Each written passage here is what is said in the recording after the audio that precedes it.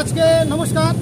আজকের আমাদের যে শত শত সাধুসন্ত এবং সনাতনী ভক্তরা যে আজকের রাজভবনে যে ডেপুটেশনটা দিলাম, তার মূল উদ্দেশ্য হচ্ছে সনাতন ধর্মকে রক্ষা করার জন্য আমাদের গুরুকুল প্রথা চালু করতে হবে। অর্থাৎ আধুনিক গুরুকুল, জীবন আদর্শ, রাষ্ট্রীয় চেতনা, সনাতন ধর্ম রক্ষা বিষয়ে শিক্ষা অর্জন করতে হবে এবং সঙ্গে সঙ্গে আধুনিক শিক্ষা অর্জন করার জন্য গুরুকুল তৈরি করতে হবে। ইংরাজি, কম্পিউটার সায়েন্স, রিসার্চ, অর্থনীতি সমস্ত বিষয়ে শিক্ষা অর্জন করতে হবে, এই আমাদের দাবি। তার জন্য তো 330 এবং 30 এবং 30 যে ধারা আছে সে ধারাটার বিলোপ যদি করার প্রয়োজন হয় সেটা ক্যাবিনেট করবে, সেটা দায়টা আমাদের নয়।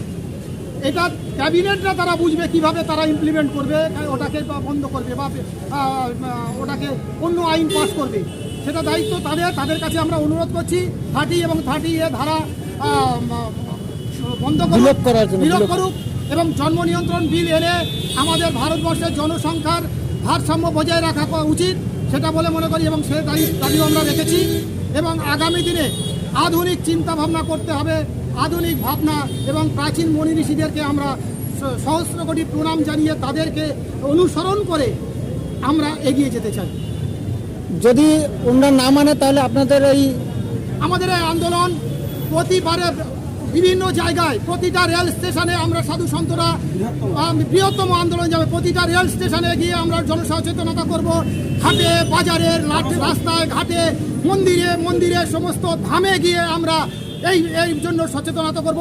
আমরা সবাইকে বোঝাবো যে গুরুকুল ছাড়া আগামী দিনে সনাতন ধর্মকে রক্ষা করা যাবে না। সেই সাময়িক ছোটখাটো ব্যাপার নিয়ে আমরা বিব্রত নই, আমরা ওই সামান্য রাজনৈতিক কোনো ইস্যু নিয়ে আমরা লড়াই করতে চাই না। আমারও দরকার হলে অনশন করব আমরা সমস্ত সাধু সন্ত মহারাজরা বিভিন্ন জায়গা থেকে, বৈষ্ণববৃন্দ সমস্ত জায়গা থেকে আমাদের আজকের ডেপুটেশন ছিল রাজভবন অভিযান, গুরুকুল আমাদের স্থাপন করতে হবে, এই আমাদের দাবি ছিল। সনাতনী ধর্মের রক্ষার জন্য গুরুকুল দরকার, আধুনিক গুরুকুল দরকার।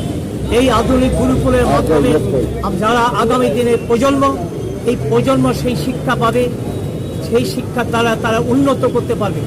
আজকে চাই আমাদের এমন একটা সনাতনী ধর্ম রক্ষার জন্য প্রতিটি স্কুলে আজকের এই আধুনিক শিক্ষা রক্ষা করতে হবে। এবং গীতা পাঠ চাই, রামায়ণ পাঠ কেউ জানেই না, বাচ্চারা বলতে পারে না, আমাদের বেশিরভাগ ওটা শুধু গীতা রাখা হয়, কিন্তু আমরা বেশিরভাগ গীতা সম্বন্ধে কিছু জানি না, গীতা সম্বন্ধে কিছু জানে না। আজকে আমরা কোথায় গিয়ে দাঁড়িয়েছি, আজকে আমাদের সমাজ কোথায় যে আমরা অন্ধকারে পথে আছি, এই জায়গাতে আলোর পথ আমরা দেখাবার জন্য আজকে আমরা তাই ডেপুটেশন দিয়েছি। যদি এটা না মানে তবে সাধু সন্ত মহারাজরা এরপরে আগামী দিন আর বৃহত্তর আন্দোলনের পথে আমরা যাব। অভিযানের প্রধান মূল উদ্দেশ্য ছিল শিক্ষা আনে চেতনা, চেতনা ঘটায় বিপ্লব।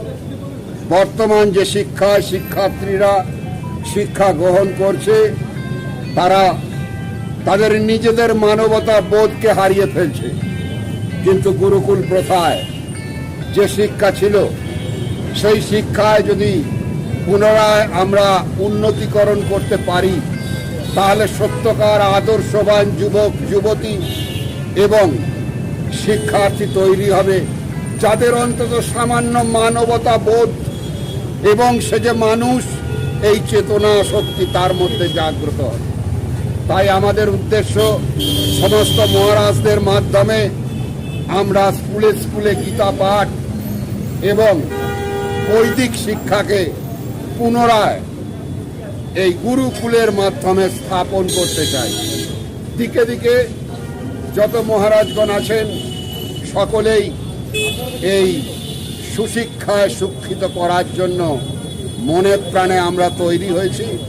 তাই আজকের অভিযান আমরা সফল এবং আমরা মনে করি আগামী দিনে আমাদের শ্রদ্ধানন্দ মহারাজকে সাথে নিয়ে আমরা আরও বড় সংগ্রামে লিপ্ত হব, যতক্ষণ না পর্যন্ত আমরা কেন্দ্রীয় সরকারের কাছ থেকে এই গুরুকুলকে স্থাপন করতে পারছি।